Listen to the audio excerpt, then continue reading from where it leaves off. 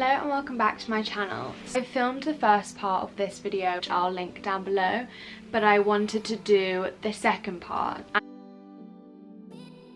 The first thing I did was meet my surgeon and all the nurses, and I remember just like sitting there and having like 15 people around me, like telling me kind of like what to do or like what's happened and like that kind of thing. I remember the first thing that my surgeon Andy said to me was, this is like not going to be easy, it's going to take a long time, and like you might not believe me now, and like you might think it's different to other people like in terms of recovery, but it's going to take a really long time. And then I was like whisked like to one of the other rooms, put fresh dressings on, had all the photos taken. I'm going to put in like all the photos that they took. I had like blood tests, swabs, like everything you can imagine I had at that point. I was given like morphine for the pain, and I was given like morphine in the form of a lollipop. So I remember I was just like walking around the hospital like sucking this like morphine lollipop. I found out later that I had like some kind of blood infection, so I had to be completely isolated, and everyone who came into my room had to wear like these aprons so like infections weren't transmitted or anything. Then I remember Andy, my surgeon, like crouched down by my hospital bed, and he was like, you're gonna have a 12-hour procedure and we're gonna have to remove as much of the burnt skin as possible. My like veins and arteries underneath my skin had all gone black, like the actual like arteries are all burned, like you can see. I'm gonna put a picture somewhere on the screen. And essentially every other day that I was in hospital over that 6 to 7 week period, I was having surgery every other day. But initially the surgeries were removing all the dead skin, and we worked, I think it was like stomach first, then arm, then leg, then face. Because I didn't actually have enough skin on my body at this point to like put everything on the burn areas at one time, I had a lot of donor skin on me, and skin is your biggest organ, so donor skin is skin that has been donated. So I had a lot of blood transfusions, and that meant that during the night I had a nurse literally like sleep next to me some nights just to make sure that I wasn't actually gonna like die in my sleep, and like just to measure my heart rate and my blood pressure and everything during the night. Underneath my neck and my face I have a layer called integra, and I think it actually comes from a cow, and it's kind of like substitute flesh as far as I know. It's not like fat or anything, it's just like a layer of skin. Just because the burn was so deep, it kind of makes like the texture of the skin on top kind of like more skin-like. We also tried the stem cell, growing stem cells, or I can't remember what it's called. Yeah, it didn't work. I think the burn was too deep. I think we tried that actually about like 3 or 4 times before we completely gave up. In terms of the skin on my face and my body, they took all the skin from my back, my bum, both legs. When you have a skin graft, the scar is over the whole surface area. So for example, kind of see a square, and you can honestly barely tell. It's healed really well, but yeah, you can kind of see an outline, and that's literally where they've got a cheese grater type equipment and just like scraped the top layer of skin and then sewn it or stapled it onto another area of your body. They also wanted to shave my hair, to use the skin from my scalp and put it on my neck and my face. In terms of like a good match in terms of texture and colour, this was the one thing that I didn't listen to the doctors and the surgeons about, or my psychologist or my therapist. It was the one thing that I, as an adult, it sounds ridiculous that as an 18-year-old you're refusing to do something that all the professionals are advising you to do, but I had already had nearly half my hair shaven off at this point. Just couldn't leave hospital. Having 35% burns, I had to take skin from healthy parts of my body and put it on the 35%. About 70 to 80% of my body had been operated on and was like at this point scarred. So the fact that they wanted to shave my hair and me leave hospital with no hair, like it wasn't an option for me. And I knew that when I got home, if I was to leave the house at all, and at this point it was getting to winter, the only way I would be social and leave my house is if I could like cover up myself. I actually have to say this is probably like bad advice for anyone else. In terms of decisions, I think not letting the doctors and the surgeons shave my hair was the best decision I ever made in my life, and I like changed my mind so many times, but not letting them do it was the best thing I ever did, and I really reckon it like in a way saved me from becoming completely isolated. It was just like an aspect of myself and my identity that I still had, and I could go out and still style my hair, and I couldn't wear makeup and I couldn't do anything, and I was wearing a pressure suit and a face mask, but it's just such a huge part of my identity that like I really needed to stay the same.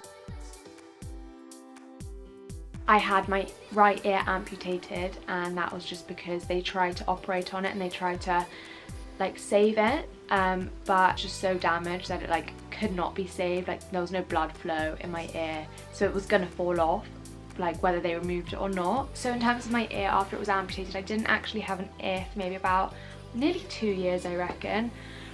They actually recreated my ear with cartilage from my rib. He broke my rib, and then he took a blood vessel from my head in terms of like getting blood flow through my ear so it was alive and working. And then he took skin from my thigh on my left hand side upper thigh and created an ear, and that took 3 12-hour surgeries, but that was horrific. So in terms of surgery, I had drains coming out my head because obviously if you have swelling and fluid in your head, that's very dangerous because it's next to your brain. I had like ultrasounds like on my head to measure like where the blood flow was strong, where the blood flow was weak, and it was absolutely horrible. The pain of a broken rib is quite horrific as well within itself, but then having that on top of having an ear made for you sewn to your head, then having an ear canal which they had to also make out of rib cartilage like in your head, and had these drains coming out, and the whole process was quite horrific. And then that was over the course of 3 like 12-hour surgeries. I did go to Charing Cross Hospital, I think it was, to look at prosthetic ears, and as genius as they were and as realistic as they were honestly, they could look identical to a normal ear, whereas mine isn't identical, and I'm going to put pictures on the screen. When you have a prosthetic ear, you have to take it off nearly every day and clean it, and I also needed an ear canal remade because all the scar tissue had meant my hearing on my right hand side was like quite muffled, especially when like it was very windy. And so for me, having a prosthetic ear kind of really wasn't an option, and I was still young, and you know what, like I really just wanted an ear, and of course I had to explore all the different options. My surgeon wouldn't have operated on me unless I had explored all the different avenues that I could have gone with. In hospital, I would have friends and family come and sit with me for hours. I was really never really on my own. I would wake up every morning, the surgeons and the doctors and the consultants and the nurses would wake me up most mornings for the morning round. 15th, and it's results day, and we've all just got into Nottingham! Woo! So we still you in Georgia? And this means that we're going to spend at least the next 4 years of our lives together. Just look at how beautiful that. Oh my god, it looks ginger. Oh my god, I feel so sorry for you. You've got ginger hair. I do. Wait. I think it's more golden actually. No, mine's golden. No, yours is like peroxide. Yeah, I know. Like, yours is there though, look. I think it's just the light.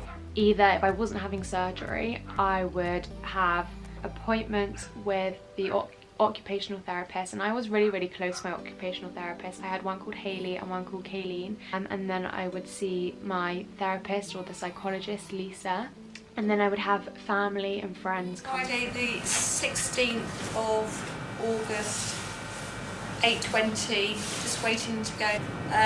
This is going to be a 7-hour operation. Time is 9:04 and we're still here. Is that to the right? It's like, where is it? It's in between. Should we just press it? Okay, this is the plan. And then let's come in. Guys, don't even get up. Not stand up. Don't even get up. Don't even. We're gonna rebel. Hi. Please plug into the toilet. Just ask, what did you want? You want a Mimi. Yeah, so this one has to be disconnected. Can I have some painkillers too? Can I have some morphine, please? Which one comes first? Morphine. I have this one. No, we they're morphine. Yeah, good. Are you filming this? I just feel like the biggest little brat that's going anywhere. We and morphine. Live with morphine. I need a wee first. Morphine. Thanks. Are you sure you can't do it yourself? Yes. You're my nurse, Edna. Sorry? If I could pick a nurse, you'd be mine. You want to burn yourself Me and- up?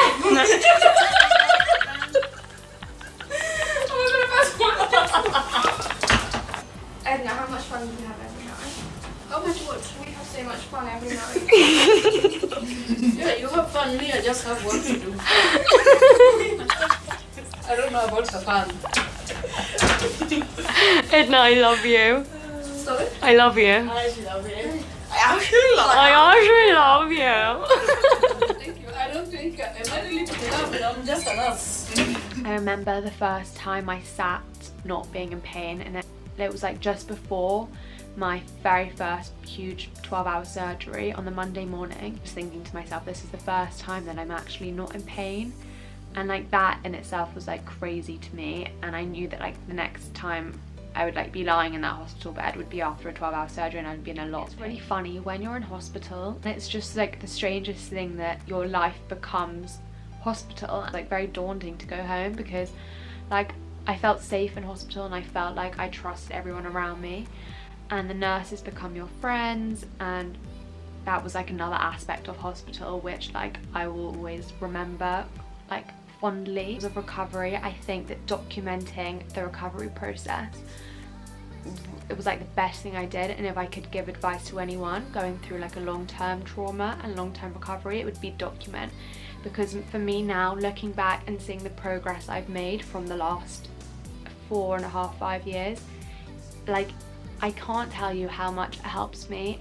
So like rewarding to look back on to see like how far I've come, but also it's just like, yes, they were terrible times, but my friends and I were able to also have fun and like be in each other's company and not talk about the fact that this sad situation has just happened. When I left hospital, I made a whole scrapbook and a whole like diary thing of my recovery process, and like that was like the best thing I ever did. It was just really weak. I was on 5,000 calories a day. I was being woken up at like 12, 2, 4, 6 a.m. just to have like a chocolate shake and then go back to sleep. This was as well as like obviously eating in the day, and then obviously like having the food tube. I think it's also because when I was in surgery, obviously you're not eating when you're under anesthetic, and you have like nutrients and everything pumped into your body, but it's not food. So I think that's also why I was on such high calories. In terms of painkillers, I was on every single painkiller under the sun. Morphine wasn't strong enough, I was put on ketamine. Obviously like it was given to me by the hospital and it was completely safe. I hallucinated a lot. I would hallucinate that I had my English teacher in the room, and I would have conversations with him. My mum would be sitting there and being like, who are you talking to? When I was getting weaned off, especially from this drug, I felt so sick. I was vomiting, I was having the worst withdrawals, I was so nauseous. And this obviously wasn't the only painkiller I was on morphine as well, and I'm sure like a whole concoction of other things. I was on antidepressants at this point. I didn't even know I was on them, I was just like given them when I came into hospital. But I do have to say that the initial 6-7 weeks, which is like just what I'm talking about now, was absolutely crazy in the sense that I was completely distracted by the surgeries and my friends and my family, and thank God I was, because if I wasn't, I don't know like how I would have coped, and I don't know what my thought processes would have been. I would wake up to a handful of cards just from strangers because it had been on the news, and I've kept all my cards. And for example, I received like this green fluffy pen from like this man in Scotland, which I've just kept and like couldn't bring myself to like throw anything away. I received letters from David Cameron. Anything else I will leave down below, or I will do another video.